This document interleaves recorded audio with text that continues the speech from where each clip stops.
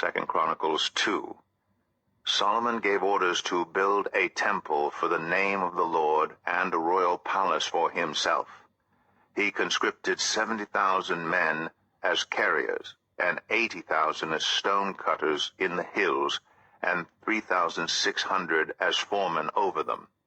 Solomon sent this message to Hiram, king of Tyre: "Send me cedar logs, as you did for my father David, when you sent him cedar to build a palace to live in. Now I am about to build a temple for the name of the Lord my God, and to dedicate it to him, for burning fragrant incense before him, for setting out the consecrated bread regularly, and for making burnt offerings every morning and evening, and on the Sabbaths, at the new moons, and at the appointed festivals of the Lord our God. This is a lasting ordinance for Israel. The temple I am going to build will be great, because our God is greater than all other gods. But who is able to build a temple for him, since the heavens, even the highest heavens, cannot contain him? Who then am I to build a temple for him, except as a place to burn sacrifices before him? Send me, therefore, a man skilled to work in gold and silver, bronze and iron, and in purple, crimson, and blue yarn, and experienced in the art of engraving, to work in Judah and Jerusalem with my skilled workers, whom my father David provided. Send me also cedar, juniper, and algum logs from Lebanon, for I know that your servants are skilled in cutting timber there. My servants will work with yours to provide me with plenty of lumber, because the temple I build must be large and magnificent.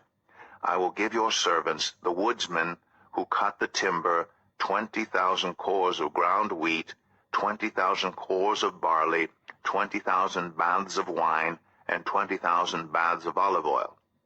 Hiram, king of Tyre, replied by letter to Solomon, "Because the Lord loves his people, he has made you their king." And Hiram added, "Praise be to the Lord, the God of Israel, who made heaven and earth. He has given King David a wise son, endowed with intelligence and discernment, who will build a temple for the Lord and a palace for himself. I am sending you Huram-Abi, a man of great skill, whose mother was from Dan and whose father was from Tyre.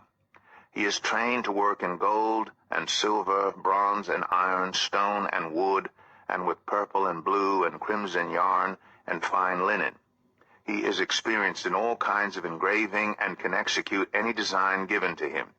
He will work with your skilled workers and with those of my lord, David your father. Now let my lord send his servants the wheat and barley and the olive oil and wine he promised.